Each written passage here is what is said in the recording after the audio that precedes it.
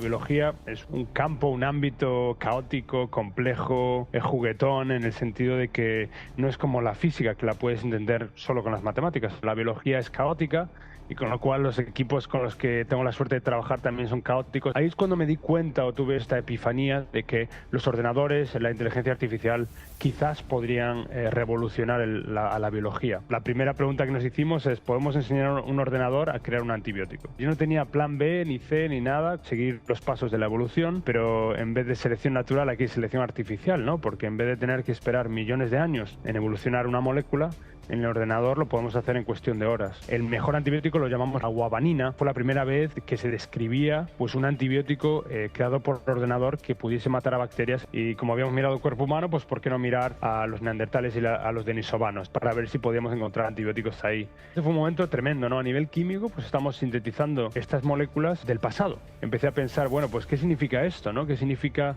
resucitar moléculas que en un momento existieron, pero que ya no están presentes en el mundo de hoy?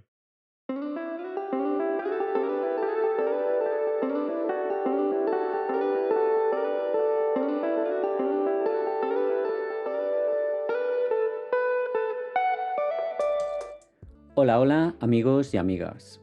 Bienvenidos a un nuevo episodio de Salud Inteligente.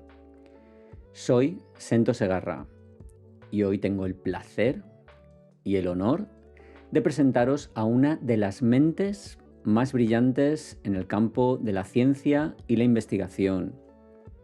En este episodio nos sumergiremos en el fascinante mundo de la ciencia y la inteligencia artificial, de la mano del ganador del premio Fundación Princesa de Girona de Investigación Científica en 2021, el doctor César de la Fuente. El doctor César de la Fuente es un científico de renombre internacional y profesor en la Universidad de Pensilvania, donde lidera un equipo de investigación que está revolucionando la búsqueda de nuevos antibióticos utilizando la inteligencia artificial. Su trabajo está marcado por un hito en la lucha contra las infecciones y la resistencia a los antibióticos, uno de los desafíos más urgentes de la medicina moderna. En esta entrevista exclusiva exploraremos la trayectoria profesional del doctor de la Fuente, desde sus inicios en La Coruña, pasando por su doctorado en Vancouver y su estancia en el MIT, hasta sus logros actuales.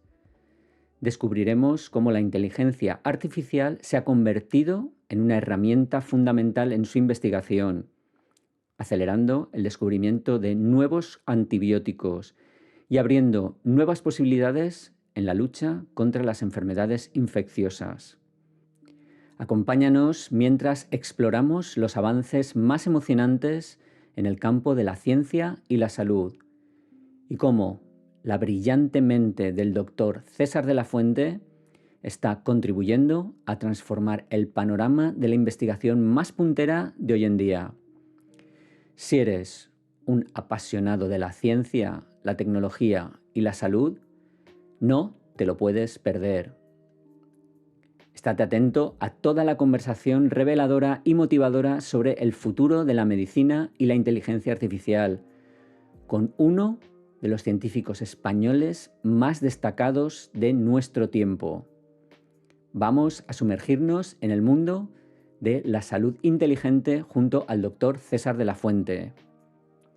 Pero antes, permíteme recordarte la importancia que tiene tu apoyo para nosotros. Si encuentras este podcast que te brinda valor, quiero animarte a darle un me gusta y suscribirte. Eso me permite expandirme y continuar compartiendo información esencial para una vida saludable.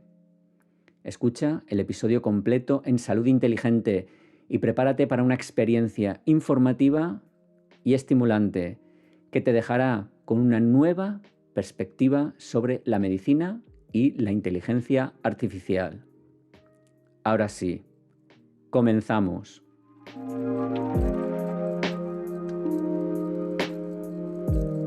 Oye, muy contento de que hayas aceptado venir aquí a charlar con nosotros un rato, No, porque un placer me pareces una persona interesantísima desde que leí, no sé si recordarás que yo te descubrí por un artículo en El País, en el sí, que sí, sí, hablaban de que estabas resucitando moléculas ancestrales.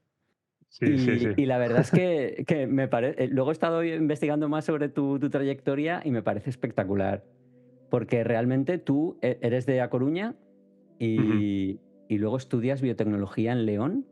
Y cuéntanos un poquito, a mí me gustaría que la gente pues, te conociera un poco porque me parece muy interesante y luego acabáramos contándonos en lo que estás trabajando ahora mismo, que también es súper interesante, porque yo creo que a la gente van a quedar en shock de ver lo que estás haciendo ahora mismo y a dónde has Vale. llegado saliendo de A Coruña. Y a lo mejor puede ser también un poco de impulso para la gente, ¿no? Para la gente joven de aquí que un poco, pues, tenga un espejo donde mirarse, ¿no? Donde, bueno, pues a lo mejor nosotros también podemos, ¿no? Pues ojalá, ojalá sea así. Bueno, lo primero, muchas gracias, Sento, por tus amables palabras, exagerando ahí un poco, pero muy amable. Bueno, pues te cuento un poco cómo comenzó todo, ¿no? Yo soy de Coruña, como bien comentas, ahí es donde me crié. Crecí ahí como personita, ¿no? De pequeño y tal, pero bueno, desde chico siempre he tenido la suerte de que me ha fascinado el mundo biológico, el mundo natural. Entonces ya desde pequeño era bastante traste, iba por ahí por las rocas, en la playa y demás, pillando, pescando pececitos y llevándolos a casa y diseccionándolos e intentando averiguar cómo funcionan. Recuerdo experimentos con lagartijas donde les quitaba la cola y intentaba entender cómo ocurría esa regeneración que ocurre en estos animales, que es de un poco de ciencia ficción. Recuerdo, bueno, otros experimentos con globos de helio para ver si podíamos volar, tanto yo como mis hermanos, y haciendo cálculos para ver cuántos globos hacían falta para elevar la masa de nuestros cuerpos, para poder elevarnos en el espacio.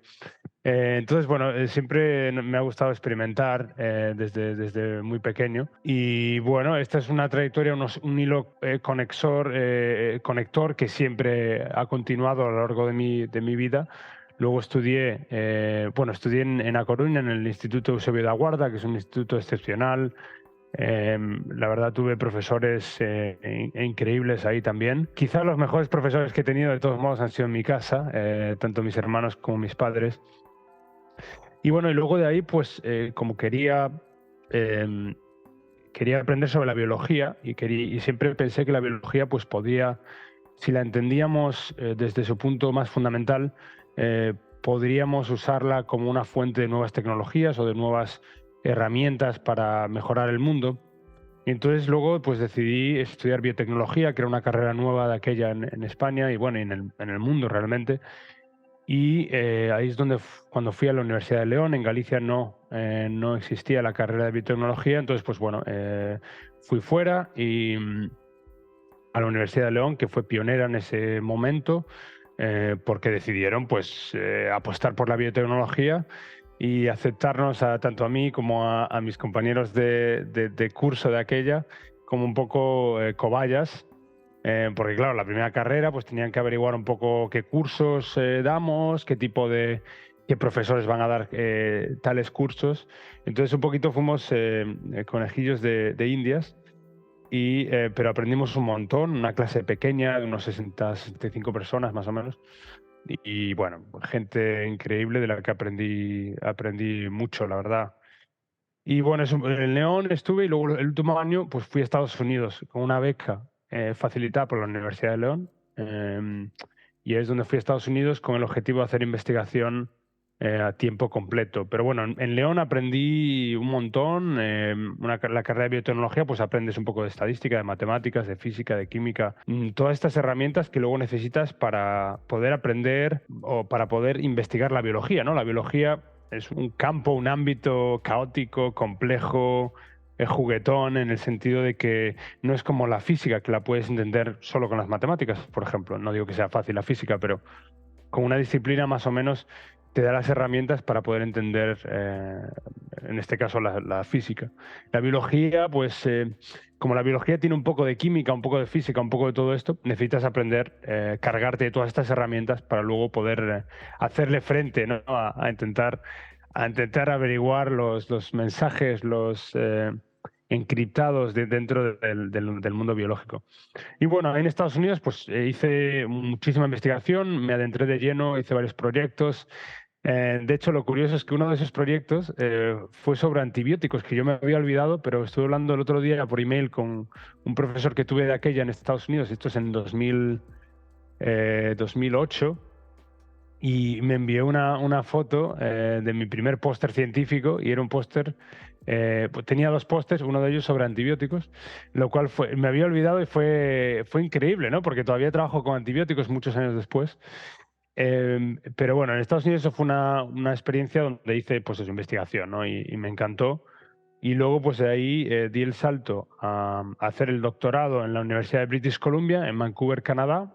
¿Ese quién te lo Eh, financió, el Eso, doctorado? Porque pues el último curso en Estados Unidos has dicho que fue una beca de la Universidad de León. Y, sí, sí, y luego un das el convenio. salto a la British Columbia. Y ahí, Sí, ¿con qué tipo de beca vas o qué sí, tipo de...? Claro, porque es difícil dar ese salto también. totalmente. Mira, yo lo quería era hablar inglés, poder estar en un sitio donde pudiese hablar inglés, pero también necesitaba dinero, ¿no? Porque no tenía los medios como para pagarme, pues, Estados Unidos, en Norteamérica es súper caro, ¿no? Hacer un máster o un doctorado. Entonces, y quería hacer un máster al principio porque no sabía si quería estar por 5 años, 6 años en una ciudad, ¿no? Entonces, lo que vi es que en Estados Unidos, por hacer un máster, no te daban dinero, no te daban un salario, ¿no? Pero en Canadá sí. Entonces miré, y en la Universidad de British Columbia, que está en la ciudad de Vancouver, es una ciudad preciosa en Canadá, pues ahí investigué un poco y contacté a un profesor, Robert Hancock, y me dijo, ¿por qué no te vienes a entrevistarnos con nosotros? Y yo estaba en la costa este de Estados Unidos, como te comento, con el convenio este de la Universidad de León, haciendo investigación. Y entonces, durante lo que llaman el Spring Break, que es las vacaciones aquí de, ¿De de, de primavera? marzo y tal, sí, de primavera, pues volé a Vancouver, me entrevisté con Robert o Bob Hancock, y tuve la suerte de que me aceptó en el programa. Yo no tenía plan B, ni C, ni nada, como ahora la mayor parte de los jóvenes tienen, gracias a Dios. Yo de aquella fui tal cual y dije, pues mira, voy con todo, y tuve la gran suerte de que me aceptó en el laboratorio. Entonces, empecé, luego en agosto ya ese año, pues ya me mudé a Vancouver, y comencé financiado por él, por mi supervisor de doctorado, pero después, al cabo de un año creo que fue, me dieron una beca de la Caixa, de la Fundación La Caixa, que me ayudó también a financiar mi propia investigación ya desde del estadio ese de estudiante de doctorado, lo cual pues ayudó un montón, y fue instrumental en que yo pudiese creer en mí mismo, lo primero, y que otros creyesen en mí, ¿no? No solo la figura de Bob Hancock, que fue mi supervisor, que fue la primera persona que creyó en mí, digamos, a nivel de ver cierto talento o algo. Pero luego la Fundación La Caixa pues fue también fundamental en hacerme sentir que quizás valgo para esto. Sí, la verdad es que es importante tener un respaldo, pero ahí ya tendrías un trabajo a tus espaldas que le presentaste a la Caixa y que la Ujú. Caixa dijo, bueno, a este chaval, porque entonces eras un chaval, hay que apoyarle porque Sí, además está haciendo algo o puede ser algo importante. Y de ahí te sí. pasaste al MIT, puede ser ya directamente, que Sí, sí, eso es un salto ya al vacío, vamos.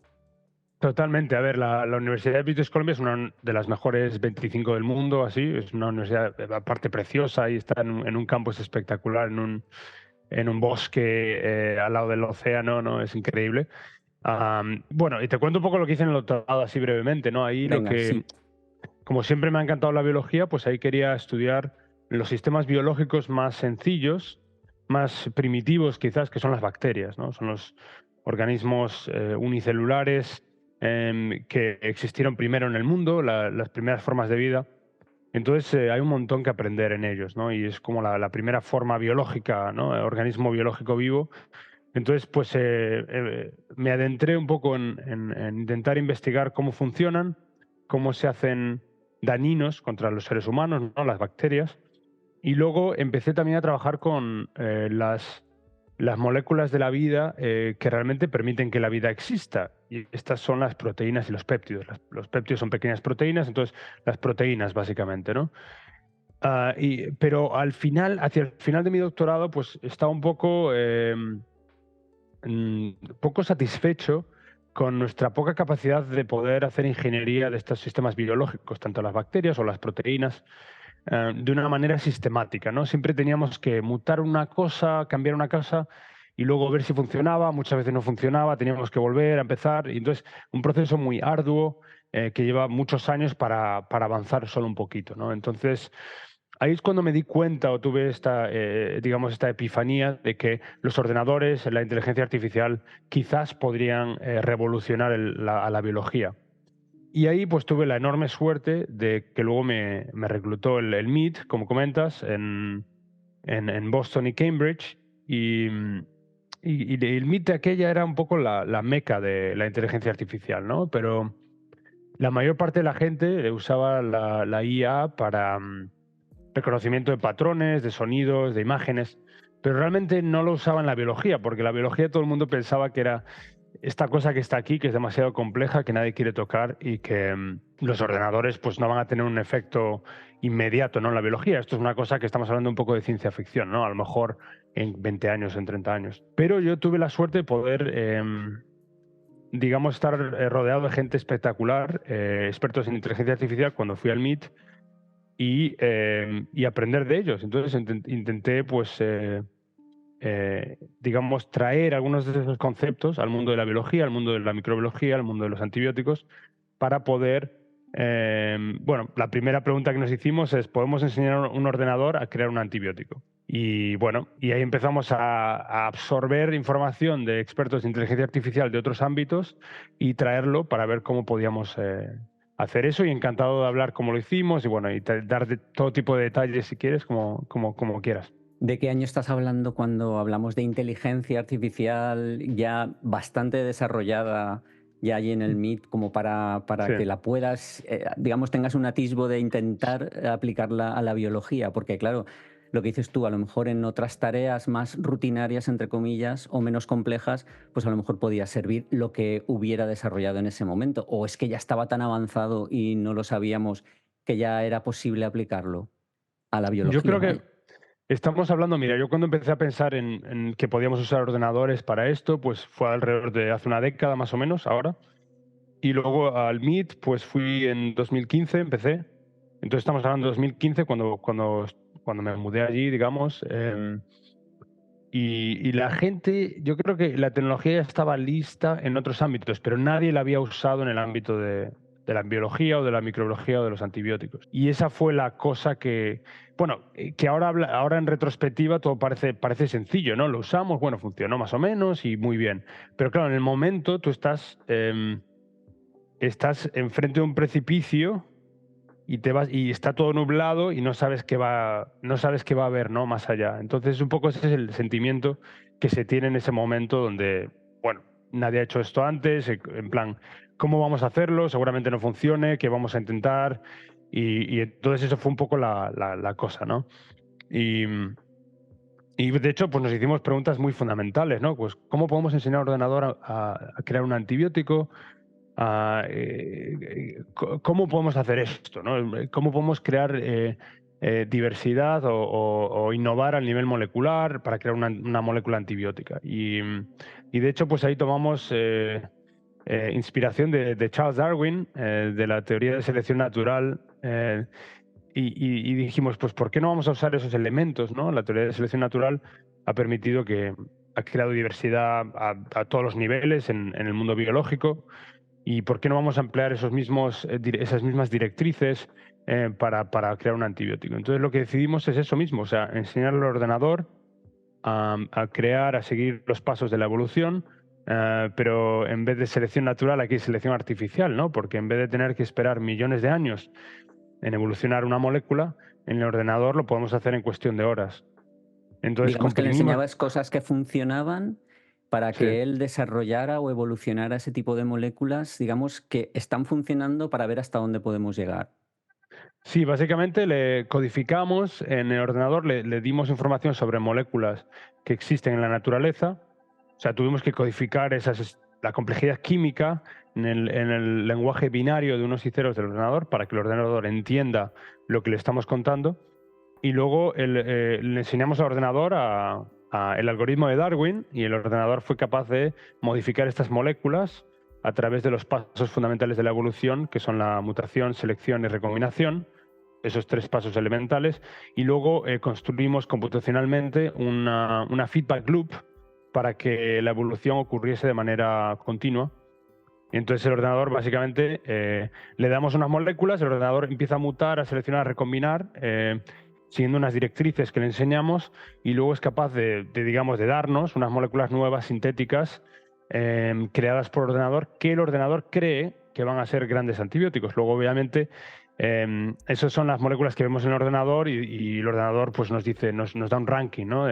Pienso que estas 100 van a ser grandes antibióticos. Pero en ese momento lo único que tenemos son unas moléculas en la pantalla, y todavía tenemos que verificar si esto es verdad o no, ¿no? Si el ordenador está en lo correcto o si ha cometido fallos. Y este fue otro momento ahí, de un punto de inflexión, ¿no? En el sentido de que pues, tuvimos que sintetizar las moléculas usando química. Estas son pequeñas proteínas, ¿no? Con lo que trabajamos, que se llaman péptidos, y hay máquinas. De hecho, hoy en día hay robots ya que son capaces de crear estas moléculas en el laboratorio a través de síntesis química. Y entonces lo que hicimos, las sintetizamos, muchas de estas moléculas que el ordenador creó, y luego las testamos contra bacterias relevantes clínicamente que tenemos en el laboratorio, que las podemos crecer, y luego las exponemos a los péptidos que el ordenador crea y vemos si son capaces de matarlas o no. Entonces, un poco esto es lo que tuvimos que hacer después. Entonces, bueno, tuvimos que ir paso a paso.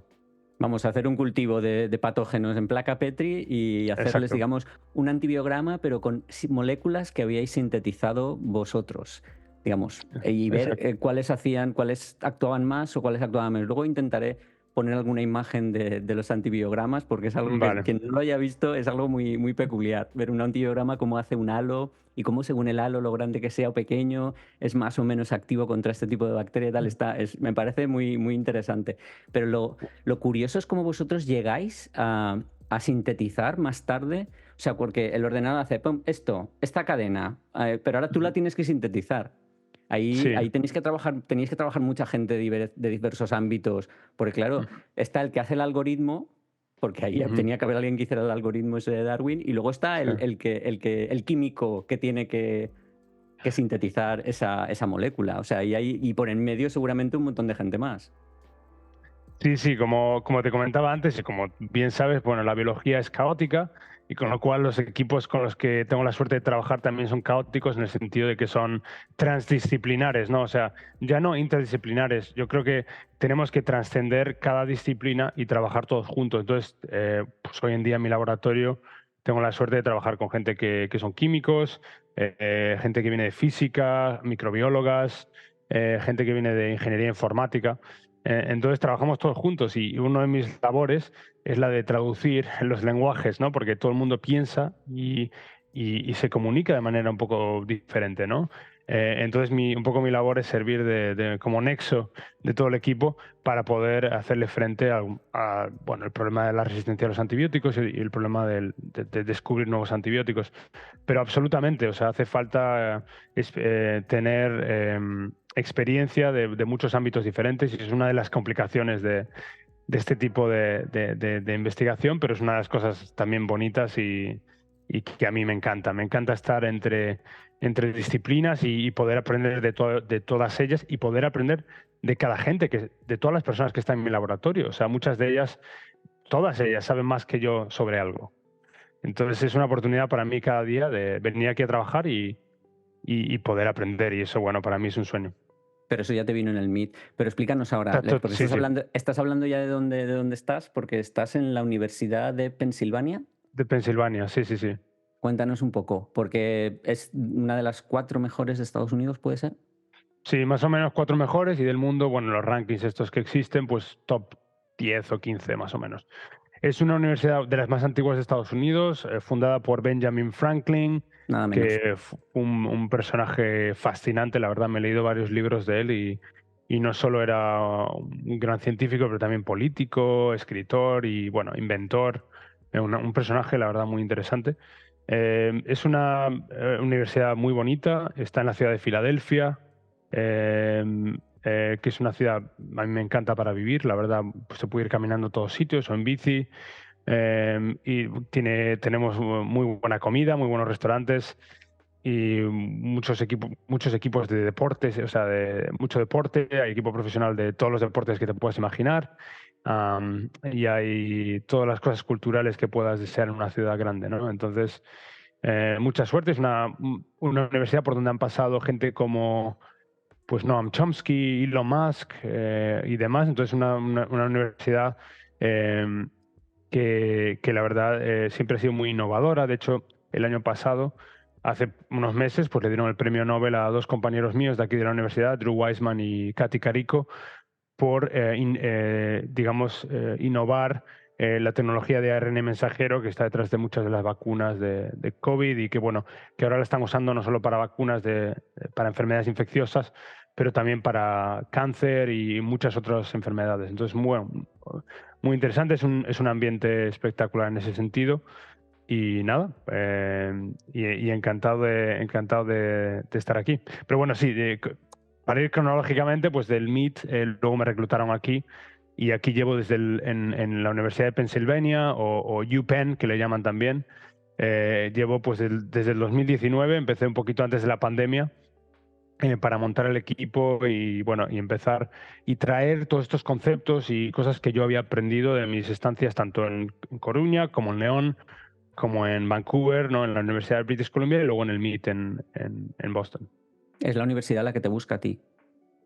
Sí, o sea, básicamente tú aplicas a varios sitios para tener plazas de profesor y luego pues me entrevisté en muchos sitios aquí en Estados Unidos y luego tuve la suerte, tuve varias ofertas y luego la que me convenció más, la que me gustó más fue la de aquí y me vine para aquí. ¿Qué es lo primero que hacéis ahí en Pensilvania? Porque sé que en lo que estás haciendo ahora es como un segundo paso, pero empezaste Sí, haciendo alguna otra cosa ahí. sí, aquí Cuéntanoslo. la primera pregunta que yo hice al equipo y nos hicimos cuando empezamos el grupo fue, ¿podemos usar ordenadores para acelerar el proceso de descubrir nuevos antibióticos? Esa fue la pregunta, ¿no? Y la motivación para esto es que hoy en día, con métodos tradicionales para descubrir un antibiótico, esto lleva alrededor de 3 años, de 3 a 6 años, y es muy, muy arduo, ¿no? Es un poco lo que te comentaba cuando yo estaba en el doctorado, que me daba cuenta de que para avanzar un poquito había que, bueno, probar una cosa, luego no funcionaba, probarla, no funciona, y ir paso a paso, y es un proceso iterativo muy, muy lento y, bueno, que lleva mucho tiempo, ¿no? Entonces, eso, hicimos la pregunta sencilla, ¿no? Una pregunta fundamental. Las máquinas pueden ayudarnos a acelerar este proceso que lleva entre 3 a 6 años descubrir un antibiótico y que cuesta, pues, millones y millones de dólares, ¿no? Entonces, de hecho, el coste de desarrollar un medicamento, incluido un antibiótico, es más que el presupuesto que tiene, por ejemplo, SpaceX o la NASA para llevar un cohete a la Luna o al espacio, ¿no? Entonces, te puedes imaginar, ¿no? El coste o sea, coste tremendo, tardas mucho tiempo. Yo creo que los ordenadores, las máquinas, la inteligencia artificial, pues puede ayudar a mejorar esto, ¿no? Entonces, un poco era la premisa y ahí, pues, lo que decidimos hacer es explorar para resolver esta pregunta de si podemos usar ordenadores para acelerar el proceso, decidimos desarrollar algoritmos para explorar la biología entera como fuente de antibióticos, porque pensamos que muchas cosas en la biología, mucho código biológico, bien de ADN o de proteínas, ¿no? De aminoácidos, que son los componentes fundamentales de las proteínas, que no se ha explorado antes bien, de manera sistemática, y que puede tener antibióticos, digamos, codificados o escondidos en esta información biológica. Entonces decidimos explorar el cuerpo humano por primera vez, el proteoma humano. El proteoma son todas las proteínas codificadas en nuestro genoma. Y ¿Todas, incluso las que no se expresan? Todas, sí. O sea, al final lo que decidimos hacer es desarrollar un algoritmo que pudiera explorar el proteoma humano y tuvimos en cuenta las 22.000 proteínas que son las típicas del cuerpo humano, pero luego también isoformas de esas proteínas. Entonces, al final, pues fueron alrededor de 40 y pico mil proteínas las que exploramos. Y bueno, y pensamos que esto nos iba a llevar un montón de tiempo. Desarrollamos un algoritmo muy sencillo con nuestros colaboradores, pero aún así pensamos que nos iba a llevar un montón de tiempo porque de aquella no teníamos, esto es en 2015, no teníamos tanta capacidad computacional en el laboratorio. Y esto nos llevó a una sorpresa tremenda, que es que el ordenador acabó en 1 hora de explorar todo el proteoma humano y pensamos que era un error, o sea, pensamos que se había trabado en algún paso, pero luego fuimos, o sea, evaluamos todo desde el principio y había explorado todo bien. En tan solo 1 hora el proteoma humano. Esto fue increíble. Luego, claro, cuando empezamos a pensarlo, pues claro, el algoritmo es tan sencillo que realmente no es muy caro computacionalmente. Entonces, eso permitió que las GPUs que tenemos, los ordenadores, pues acabasen el proceso muy rápidamente. Pero bueno, así eso fue tremendo, ¿no? Fue una sorpresa a nivel científico que fuese tan rápido. Y luego, pues, encontramos pues miles de secuencias nuevas codificadas en nuestro propio cuerpo, en el cuerpo humano, que el ordenador predice en ese momento que tienen actividad antibiótica, ¿no? Y muchas de ellas, pues, la gran mayoría, pues, no se sabían. Entonces, pues, Proteínas que ya descubrimos tenemos nosotros mismos. proteínas que tenemos O que nosotros. podríamos tener, pero o que no se expresan, pero que están ahí y que tienen Exacto. actividad antibiótica. Exacto, y lo increíble es que encontramos básicamente fragmentos escondidos en proteínas. O sea, si tienes una proteína que es así de grande, encontramos un fragmentito así, que es lo que el ordenador dice, esto va a ser un antibiótico, o esto yo creo que va a ser un antibiótico. Entonces, lo bonito es que las encontramos no solo en proteínas que cumplen un rol en el sistema inmunitario, que son las que normalmente, bueno, el sistema inmunitario es el que, como bien sabes, es responsable de defendernos, ¿no? Cuando viene un patógeno invasor, como una bacteria, un virus, el sistema inmunitario es el que primero, es la primera línea de defensa que se activa y dice, pues vamos a atacar a esto, ¿no? No solo encontramos estos antibióticos en estas proteínas que se encargan ya de eso, se encargan de esta respuesta inmunitaria de manera natural a nivel evolutivo, pero también las encontramos en proteínas, por ejemplo, del sistema nervioso, del sistema cardiovascular, del sistema digestivo. Y esto nos llevó a la hipótesis tan bonita que yo creo, que es que pensamos que quizás la respuesta inmunitaria no es solo una cosa del sistema inmune, sino que tenemos todos estos, el sistema nervioso y todos estos sistemas en nuestro cuerpo que también contribuyen de manera indirecta o directa a la respuesta inmunitaria. Entonces, esta es una hipótesis que todavía estamos testando, pero que gracias a estos datos que conseguimos en este estudio inicial, pues fuimos capaces de formular esta hipótesis y bueno, la verdad es que continuamos investigando. Digamos, ¿con qué nutristeis esta investigación? O sea, para que el ordenador o ese pequeño script haga genere el proteoma, le tienes que estar alimentando con datos. ¿Qué datos le estabais dando a este sistema para que generara en 1 hora todo el proteoma humano? Pues mira, el algoritmo es similar, la analogía que me gusta usar es como un algoritmo de reconocimiento de patrones, pero en vez de reconocer caras o sonidos, en este caso reconocemos patrones moleculares y el código que buscamos son aminoácidos, que son los componentes fundamentales de las proteínas, y es capaz de reconocer fragmentos de aminoácidos, de código de aminoácidos, que predice que son antibióticos. Esto es basándonos en información química que tenemos de antes, de muchos años, que sabemos que ciertos parámetros físico-químicos, si tienes ciertos parámetros físico-químicos, esto te va a dar casi seguro un antibiótico. Entonces esto es capaz de, si tienes el proteoma humano entero, que son, bueno, como comento, miles de proteínas, esto va una a una buscando, y encontrando de repente, dice, pues aquí, ¿no? Salta una alarmita y dice, este patrón yo creo que tiene una alta probabilidad de ser antibiótico. Y luego sigue buscando a través de todo el proteoma entero y nos va diciendo pues, los fragmentos que cree el ordenador, el algoritmo, que pueden ser antibióticos prometedores. Y esto es un sistema muy sencillo, nos basamos, como comento, en parámetros físico-químicos específicos, mirando un poco, no quiero entrar en muchos detalles para no aburrir a la audiencia, pero entrando un poco en el nivel catiónico de los aminoácidos y el nivel hidrofóbico. Y se sabe que un ratio específico entre estas dos cosas pues te da una molécula antibiótica que seguramente pues, sea capaz de matar a la bacteria. ¿Llegasteis a probarlos? ¿Llegasteis a sintetizarlos? Supongo que sí. ¿Llegasteis a probarlos en Petri Sí, o sí. incluso en animales? Sí. O sea, esto luego pues encontramos miles de nuevas, un poco lo que se llama en inglés dark matter, ¿no? O sea, materia negra previamente no explorada.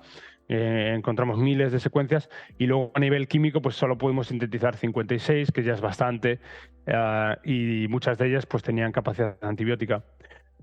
Y no solo in vitro en placas de Petri, pero también en modelos de ratón de relevancia preclínica.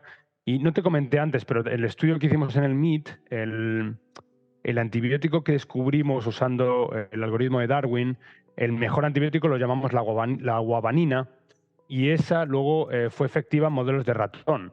Y esta fue la primera vez que se describía pues, un antibiótico creado por ordenador que pudiese matar a bacterias en un modelo de ratón de relevancia preclínica.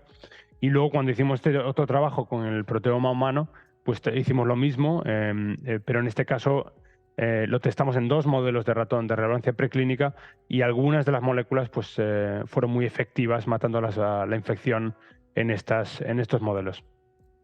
Y a partir de ahí es donde surge la chispa y se os ocurre algo que no se le había ocurrido a nadie anteriormente.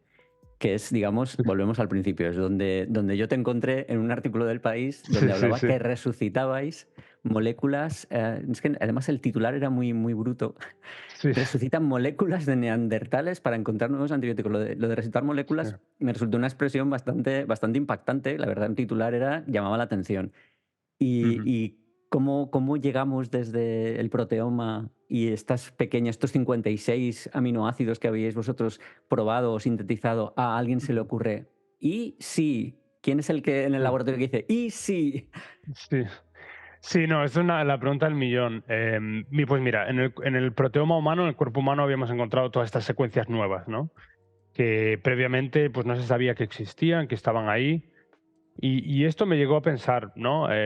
Pues lo más probable es que si encontramos estas moléculas en el cuerpo humano, lo más probable es que no solo estén ahí, que también estén a lo largo, digamos, que también se encuentren a lo largo del árbol de la vida, no solo en la Homo sapiens sapiens. Entonces, pues ahí nos llevó a pensar que por qué no mirar si las podíamos encontrar en nuestros primos más cercanos, ¿no?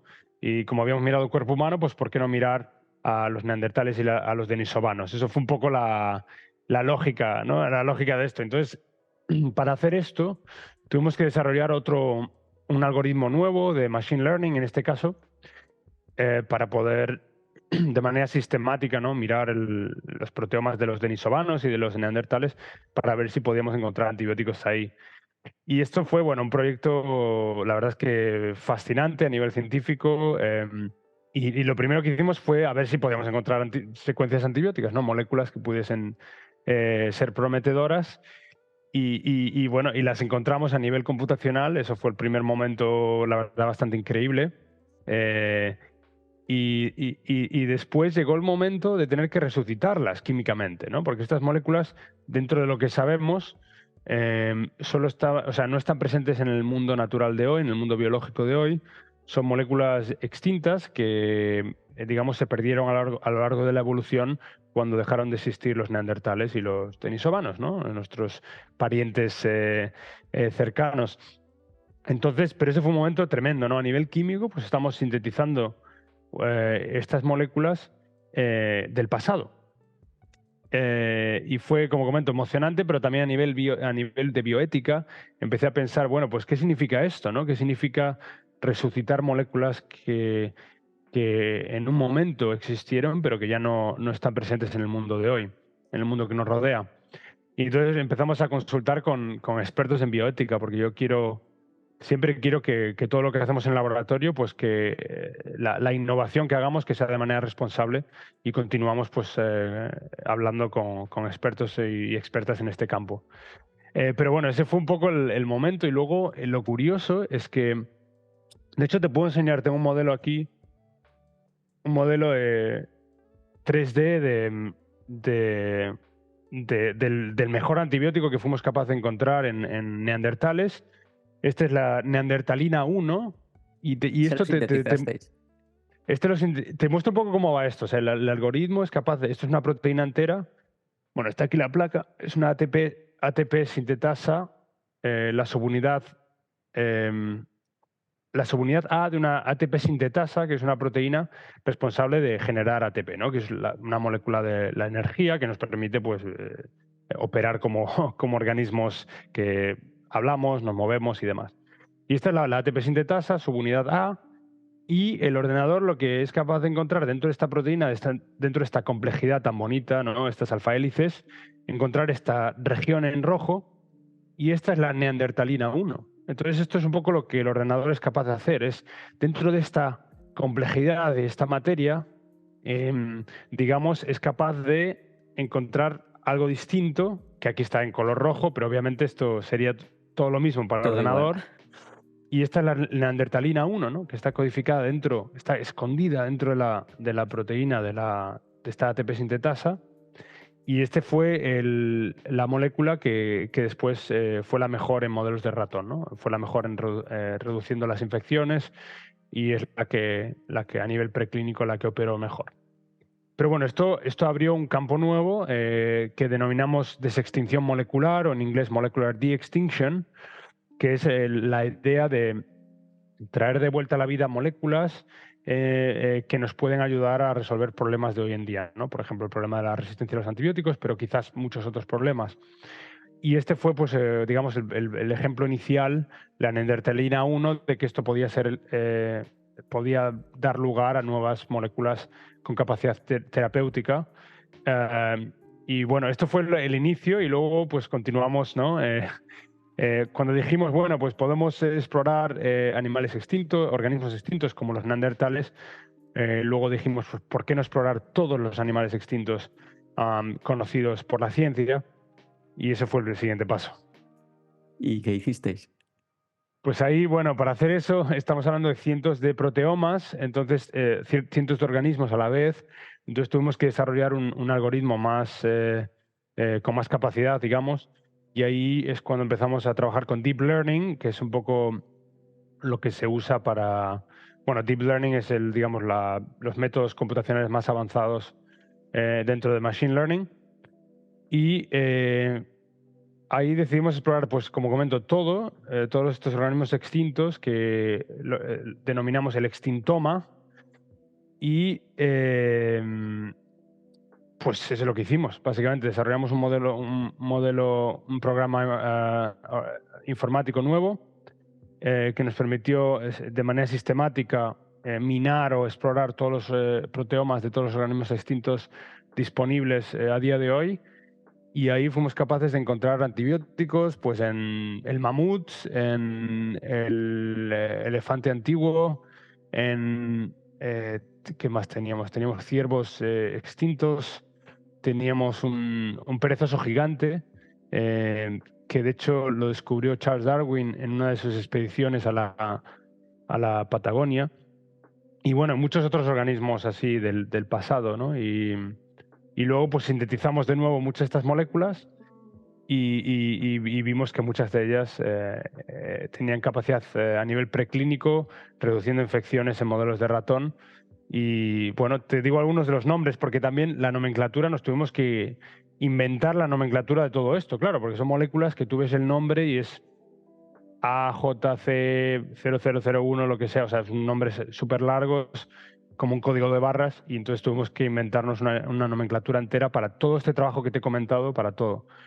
Y pues algunas de las moléculas pues son la mamutusina del mamut, por ejemplo, bueno, y un montón más, ¿no? de cada uno de estos organismos.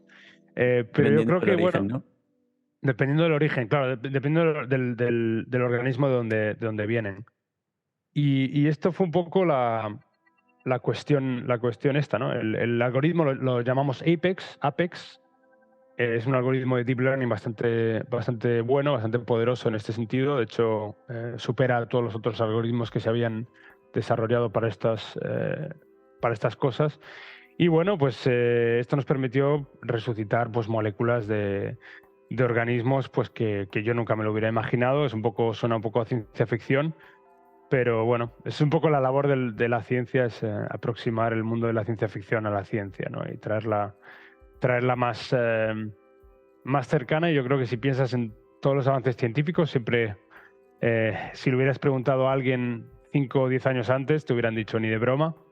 Eso es un concepto de ciencia ficción, pero luego la ciencia yo creo que es el catalizador de muchas veces de aproximar esos dos mundos tan interesantes, tan bonitos. Y cuando ya tenéis, ya dices que ya habéis hecho, por ejemplo, ensayos preclínicos, bueno, todo este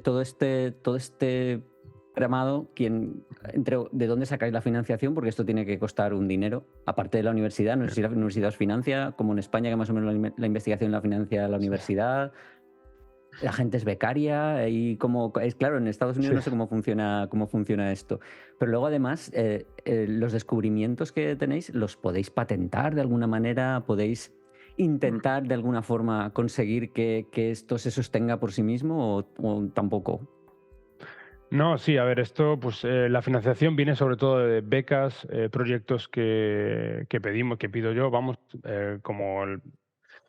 como el director del laboratorio, y estos son becas muy competitivas. Aquí en Estados Unidos, pues son sobre todo, se lo pedimos a instituciones federales como el NIH, que es el National Institutes of Health, que financian pues, muchas investigaciones que tienen relevancia clínica, ¿no? Relevancia de medicina. Pero básicamente cómo funciona, nosotros preparamos un proyecto donde tenemos que tener un montón de datos preliminares y es un proyecto, pues estamos hablando de casi 100 hojas al final. O sea, el proyecto en sí son 12 hojas, pero luego todos los documentos adicionales que se tienen que preparar como parte de la aplicación, al final son ciento y pico hojas, es un montón de trabajo, lleva meses de trabajo. Y luego la probabilidad de éxito es alrededor del 10%. Entonces, más o menos tenemos que pedir 10 proyectos para que nos den uno, más o menos de media. Y eso es así para todo el mundo. O sea, la mayor parte de cosas que pedimos nunca nos las dan. Es un poco como los experimentos científicos, ¿no? Casi nada funciona, pues a nivel de financiación, de buscar financiación es muy parecido. Casi nada nunca funciona y hay que seguir, hay que seguir intentándolo, ¿no? Pero sí, hay instituciones como esto, como el NIH, como el NSF, que es la National Science Foundation, la Fundación de Ciencia Nacional en Estados Unidos, que también financia proyectos, pero son todos proyectos muy competitivos, ya comento. Y luego, pues también hay hay posibilidades de encontrar financiación para proyectos interesantes con industria, con fundaciones y demás. Entonces, bueno, pero es competitivo, o sea, financiar la ciencia es competitivo, la ciencia en sí es cara, porque claro, aquí tenemos que pagar pues todos los químicos que compramos, el equipamiento y todo esto, que no es barato. Ahora tenemos robots que son capaces de sintetizar las moléculas y esto pues me llevó bastante tiempo pues levantar el dinero para poder comprarlos, para poder tenerlos a nivel del clúster computacional que tenemos. Pues también ha sido bastante dinero pues levantar el dinero para poder comprarlo, ¿no? Con los últimos GPUs de la compañía Nvidia que todo el mundo quiere, ¿no? Y entonces para intentar hacernos con estos chips, ¿no? Entonces, y luego hay que pagar a la gente, claro. Yo contrato a todo el mundo en mi laboratorio, los contrato, hay que pagarles. Aquí en Estados Unidos tenemos que pagar a la sanidad y todo esto entonces cada persona pues para que esté bien cubierta. Entonces al final es como tener una startup, es como tener mi propia compañía y hay que financiar todo. Y bueno, es así un poco como funciona la ciencia aquí en Estados Unidos sobre todo. Es similar en otros sitios, pero sobre todo en Estados Unidos es más así, ¿no? Donde el director de laboratorio, que en este caso soy yo, pues somos responsables de un poco de todo. Vaya, todo pasa por ti. Sí. Y en cuanto a lo de las patentes, Sí. tenéis Sí. posibilidad de esto que estáis, Porque claro, esa molécula, por ejemplo, que me has enseñado, la neandertalina, Ujú. esa, si la puedes patentar, si luego algún laboratorio farmacéutico estuviera interesado en el desarrollo o se pudiera llegar a desarrollar, pues tendría su valor. Por supuesto, no, mira, aquí la Universidad de Pensilvania pues tiene una oficina de patentes dentro de la universidad y tiene pues un montón de gente, de abogados y demás, ¿no? Que proporcionan ayuda.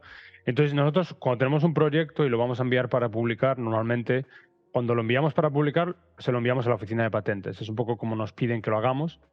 Y luego ellos tienen un gabinete de abogados donde deciden si la invención o tal, pues puede ser patentable o no, ¿no? Y ellos lo deciden todo ellos, pero hay mucho apoyo en ese sentido, ¿no? Yo no tengo que estar ahí, saber de patentes todo lo que se tiene que saber y tal. O sea, ellos lo hacen de manera independiente y luego pues hacen recomendaciones acerca de si pues esto lo patentamos o no, ¿no?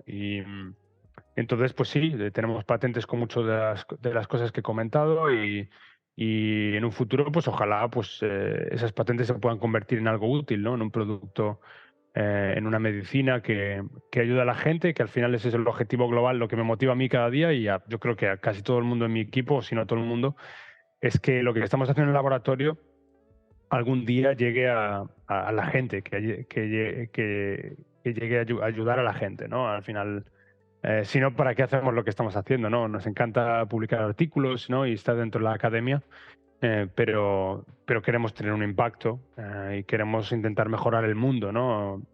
A través de la ciencia, a través de aportar nuestro granito de arena, pero ojalá algún día la neandertalina o la guabanina o la mambutusina o alguno de estos antibióticos pueda salvar vidas.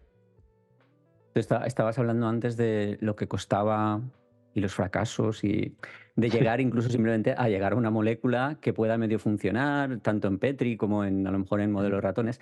Yo soy farmacéutico, yo estudié ujú. todo el proceso para poder llegar a comercializar un medicamento y desde ese momento hasta que llega al mercado es otro mundo entero, es ensayos, ensayos, ensayos y Sí. en cualquier fase del ensayo el medicamento, o en este caso el antibiótico, se puede caer, porque a lo mejor Sí. tenga un efecto secundario no deseado o porque produzca una, no sé, mil cosas que pueden hacer que el medicamento, que es maravilloso en Petri o en animales, se caiga. Entonces son unos 10 años, creo, Sí, de sí. ensayos lo que hay después. Sí, sí, yo creo que bueno, es como todo en la ciencia somos un poco masoquistas en el sentido de que casi todos los experimentos no funcionan, luego casi todas las grants, ¿no? La financiación, casi todo no nos dan y ahora luego para llevar para transicionar de nivel preclínico a nivel clínico, como comentas, también es súper complicado, ¿no? A ver, es súper complicado con razón. Yo creo que hay que asegurarse de que bueno, no haya toxicidades y demás, ¿no? Cuando lo vas a usar en humanos, pues tienes que cerciorarte de que todo está bien, ¿no? Pero mira, nosotros en el laboratorio hacemos todo hasta nivel preclínico y luego hay una cosa que aquí en Estados Unidos le llaman pre-IND Enabling Studies, que son el IND es cuando tienes una nueva molécula prometedora, pues hacen unos estudios de toxicidad sistemáticos en ratones y luego ese es el paso previo para ir a fase 1 clínica, ¿no? Y luego es fase 1, fase 2, fase 3 clínica, que eso ya es cuando miras que no haya toxicidades en humanos voluntarios, en pacientes, o sea, no en pacientes, en humanos, en seres humanos, y para ver que luego haya, más adelante, pues que haya eficacia, ¿no? No solo que no sean tóxicos las moléculas, pero que haya cierta eficacia, en este caso, pues disminuyendo la infección. Entonces, es un proceso que puede llevar, bueno, muchos años. De hecho, eh, bueno, la proyección es que desde el momento en que encuentras algo interesante en el laboratorio hasta que esa molécula, tenga un efecto en pacientes, un beneficio en pacientes, pues son alrededor de 10 a 12 años.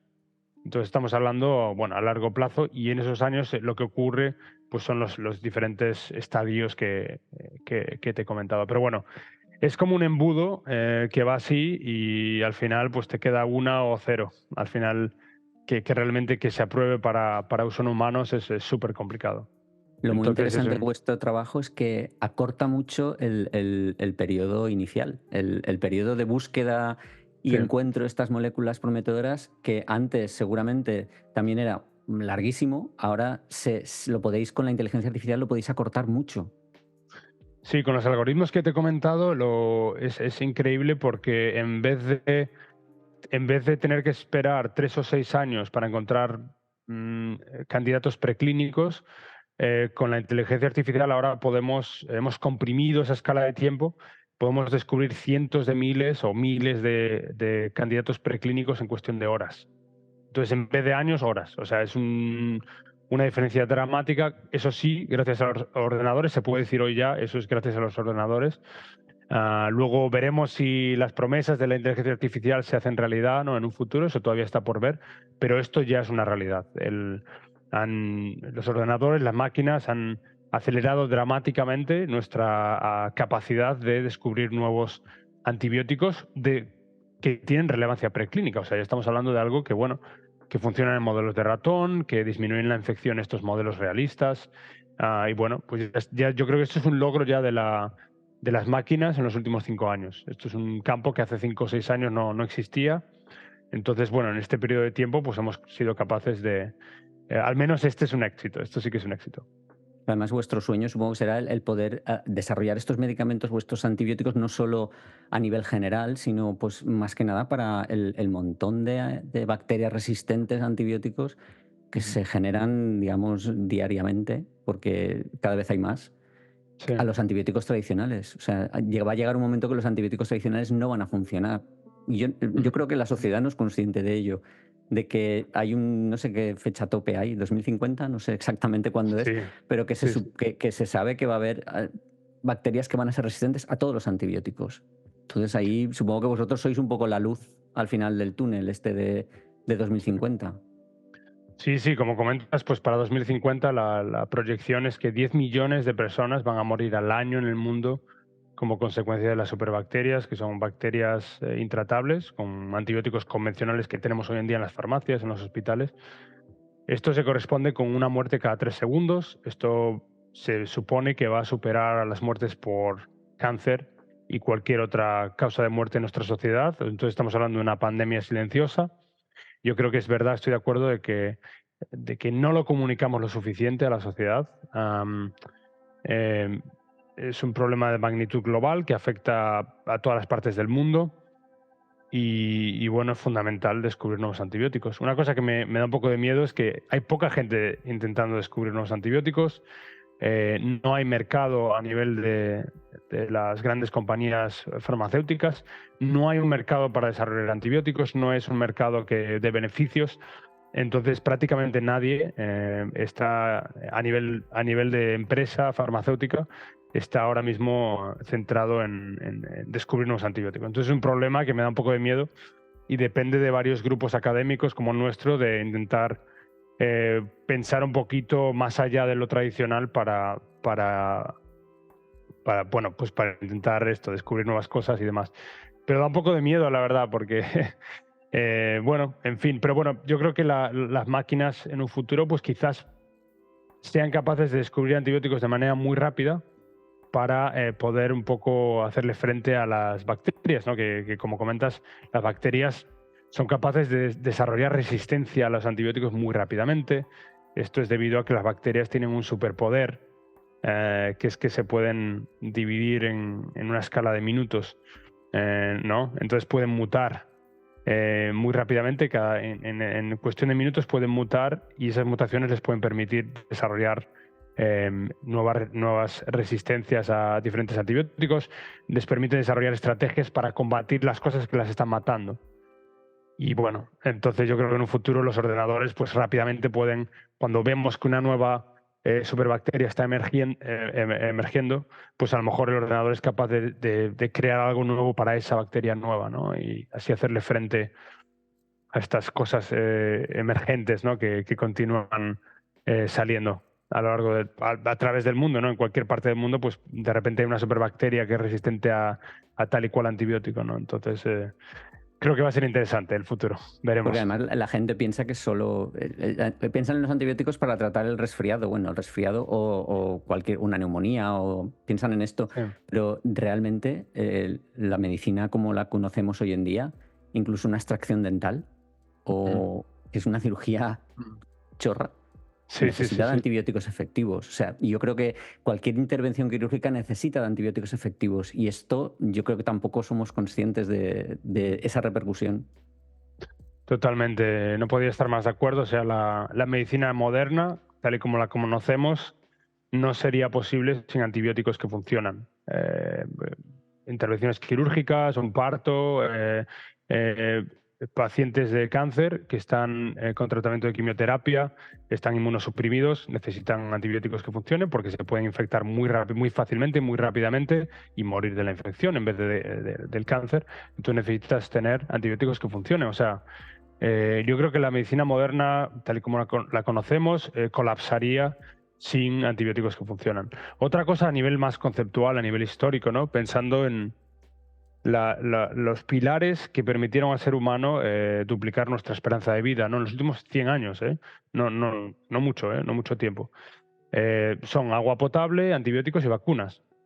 Entonces los antibióticos son uno de los grandes pilares que nos han permitido pues no morir a los 5 años cuando estamos jugando en el recreo y nos caemos y nos hacemos una herida y se infecta la herida. Esto hace poco, puede llevar esto hace 80 años llevaba una situación de septicemia donde el niño o la niña moría de la infección, ¿no?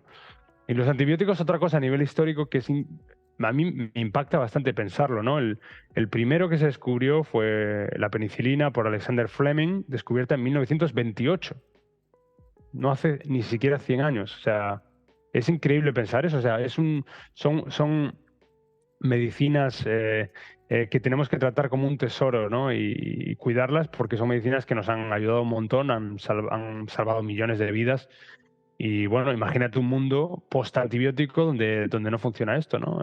Como comento, te caes en el recreo jugando, se infecta la herida, no hay nada para tratarlo y no hay solución. Entonces, es importante tomarlo con seriedad, yo creo. Bueno, basándote en todo lo que, toda tu evolución, o sea, todo desde que sales de Mm. Coruña hasta donde estás ahora, ¿qué le decimos a los chavales jóvenes? ¿Qué consejo le puedes dar a los estudiantes, a la gente incluso que esté ahora mismo decidiendo qué carrera estudio? Porque Sí, habrá gente, tú piensas que aquí todos los años hay que pensar, ¿qué sí. estudio? ¿Qué puedo hacer? ¿Cómo esta persona ha llegado ahí y qué consejos me puede dar? ¿Qué les decimos? Difícil, la verdad. Yo no sé ni cómo he llegado aquí. O sea, la verdad es que al final la vida es un poco eso, ¿no? Es un viaje no lineal. Eh, yo he tenido mucha suerte, yo creo, en cada paso, ¿no? Pero yo una cosa que diría, un mensaje sería es que la ciencia es increíble, es fascinante, ¿no? La biología en particular, como comentaba al principio, es un mundo caótico, un mundo complejo, donde necesitas saber de muchas cosas o colaborar con gente que sabe muchas cosas para poder intentar entender cositas, ¿no? Dentro de la biología. Pero yo creo que la ciencia es un ámbito fascinante, ¿no? Donde cada día es una aventura, cada día tengo la oportunidad de aprender de gente, intentar resolver un puzzle. Es un mundo donde esto no es aburrido, no es monótono.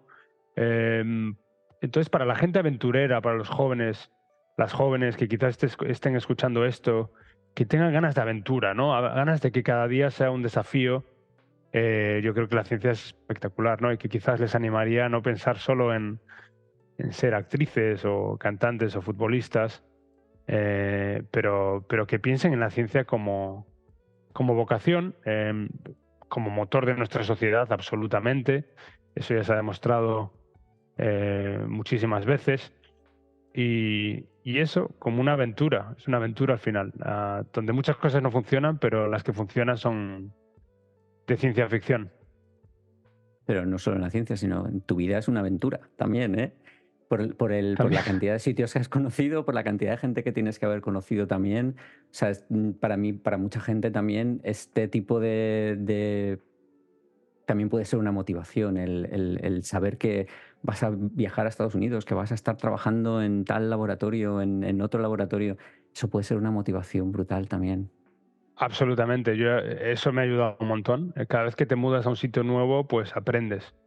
aprendes lo poco que sabías antes de mudarte a ese sitio, más todo lo que aprendes en ese sitio, ¿no? A nivel cultural, a nivel de lenguaje, a nivel de, de ver la vida de diferentes maneras, de, bueno, un poco todo esto, ¿no? Entonces yo creo que viajar, dentro de la ciencia se viaja un montón, ¿no? Porque tú haces el doctorado a lo mejor en España, bueno, en mi caso lo hice fuera, pero lo puedes hacer en España, y luego el postdoc, que es el periodo después del doctorado, pues normalmente se anima a la gente a irse fuera, ¿no?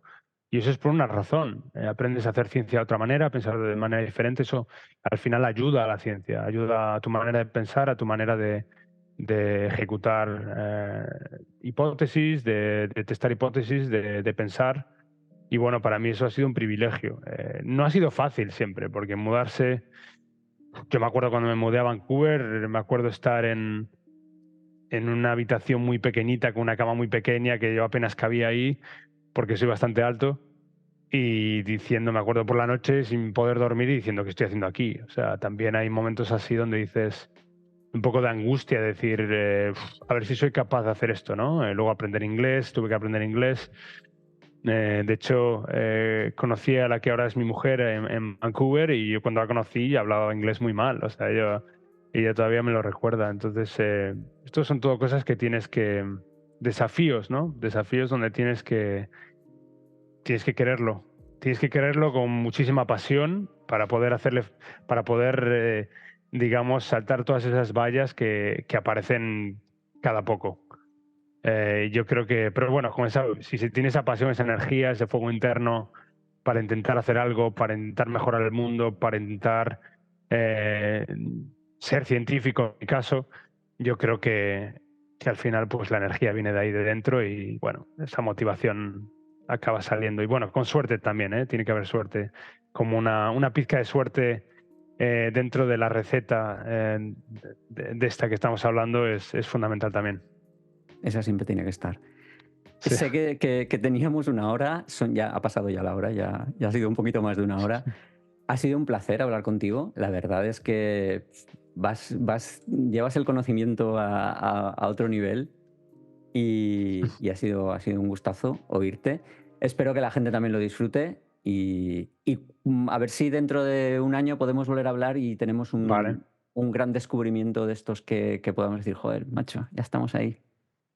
Pues ojalá sea así, y bueno, un auténtico privilegio pasar este ratito contigo, esta hora contigo, y encantado de repetir en un futuro. Pero bueno, un placer y muchas gracias por todo. Muchas gracias a ti. Venga, ánimo. Venga, Hasta chao. luego.